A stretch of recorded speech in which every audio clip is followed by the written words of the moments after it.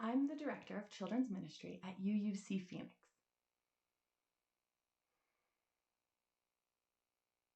Once, many years ago, in 2018, there was an amazing land.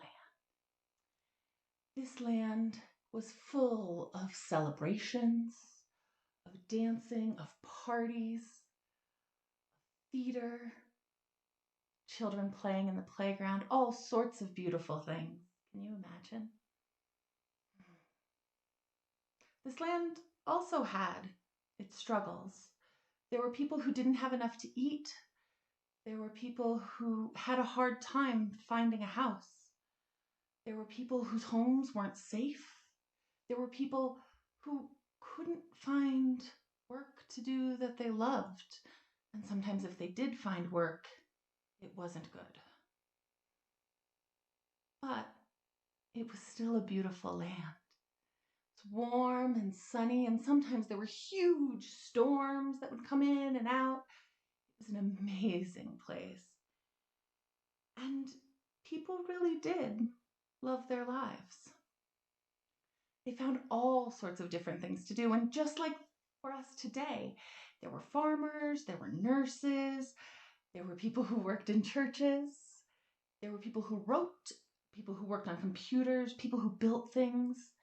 And then there were those who passed on knowledge. See, they found their work through pay, for pay, by telling other people the wisdom they had gathered.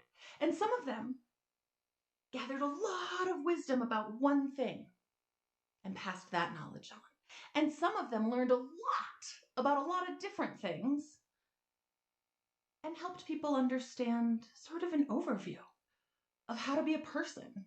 And it was everything from how to be kind to how to fix a broken radiator in your Mustang. These folks who passed on wisdom, let's call them teachers. They had hard work. And see, it was tricky because their work was wonderful and fulfilling, and they often taught in subjects that they were curious about, and they learned while they taught. But because of the way the land was coordinated and created, sometimes it meant that all children had to go and be with the teachers for almost all of the year. And sometimes it meant that those teachers themselves had to stay at work from 7 a.m. through class time, working with kids after school, all the way through theater productions and sports practices, and didn't get home at night until 8 or 9 p.m. They were exhausted. You can imagine how hard that would be. And people knew that the work of the teachers was hard. And in this community, people knew that it should be better. And so rumblings started. At first, among just the teachers, who organized and gathered each other to try to figure out what they could do.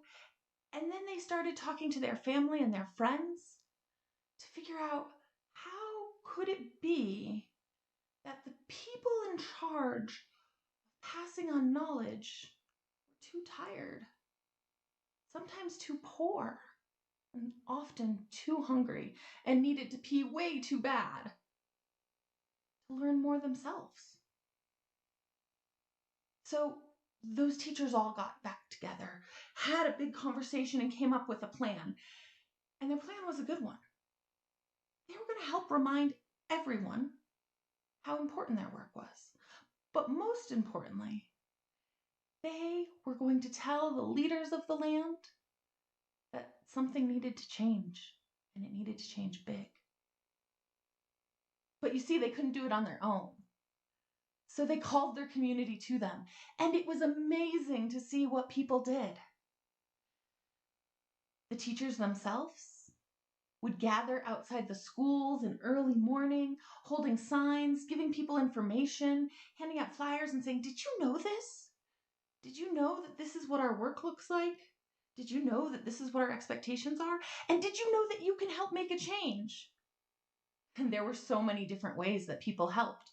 The most important was through legislature and the laws, and working to make sure that the people who wrote the laws understood what needed to happen. And that was important, and everyone who could work towards that. But then there were other pieces too. Early morning teachers needed early morning donuts and coffee. So there were families who brought boxes of donuts outside the schools so teachers could eat. There were people who babysat teachers' kids so that they could go to organizing meetings. The teachers decided that together they would clothe themselves in red. And so there were people who helped find red shirts, red scarves, red hats, whatever they could.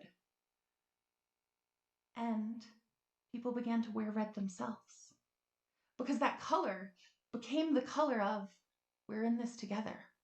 We're doing this with you. It was pretty amazing. As people would pass each other in the streets, they would see one another's red shirts and smile. You're working too. And they didn't always know what the other person was doing. Maybe they were a teacher. Maybe they were delivering donuts. Maybe they were babysitting. Maybe they were writing legislation. You didn't know. All you knew was that they were on the same team, working together. It was amazing. At one point, the teachers all gathered together to go to the leaders of the land.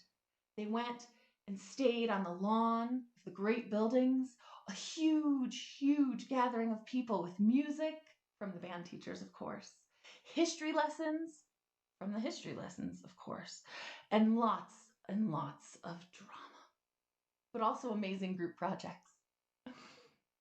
The teachers decided that as much as they loved their work, they needed to stop. They needed to advocate for themselves. They needed to speak up and take time to go to the leaders and say, hey, I'm here. This is what I need. So that was a big change and a big shift because these are the people who had always taken care of the children. What are we going to do with the kids if the teachers are off yelling about how they want to be able to eat and maybe go pee once in a while? How will we take care of our kids? Oh, wait. The people figured out how to do that. Churches opened babysitting centers so kids could be watched. Tutoring programs were set up so no one lost classwork. Parents wrote letters to schools saying, I am okay with the schools being shut. I support the teachers, so that the school boards couldn't say, oh, the parents are against this. And then there were leaders who weren't teachers, who just knew that education was important. Parents who came out of their houses and marched to the legislature, knocked up on doors and said, hey, this needs to change. These are leaders who taught themselves how government works so that they could advocate for teachers. It was an amazing time, so long ago, in that wild land of Arizona. And there was such moments of perfect beauty. Performances on the lawn of the legislature. Students sitting in playgrounds together, working on homework. And maybe the most beautiful thing was the day that the teachers all came together, all dressed in red, and marched through town. It was a true sea of people, stretched all the way to the Capitol. It was beautiful. And it was for the teachers. Everyone didn't have to march. There were auto mechanics who were at home making sure the meals were cooked so that the teachers could be fed. Because we needed to give teachers a chance to speak for themselves, and we needed to give them that power, and we needed to show them that we were behind them. It does seem like a long time ago.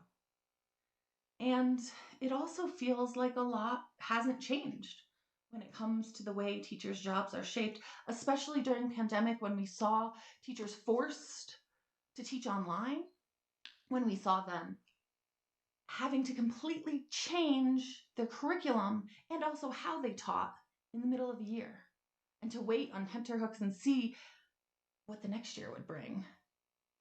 And now that so many Arizona teachers are back in school, they're still waiting on bathroom breaks. But here's the thing, that beautiful, glorious moment of red marching to the legislature was a victory. That beautiful, glorious moment where we all came together and did our parts to support them was a victory. We can't say we failed. But what we need to say is the work goes on. After those big shining moments, we are still writing legislature. We are still voting. We are still bringing donuts and coffee. We are still making sure that those wisdom keepers, the ones who pass on knowledge, are going to be taken care of, because it takes all of us. And it takes all sorts of work to do it. Because that beautiful land with the storms blowing in and out, with all sorts of amazing work and jobs and lives and celebrations, is important. And each of us have a very, very important role in keeping it wonderful and healthy and safe. Remember, you are very powerful and you are very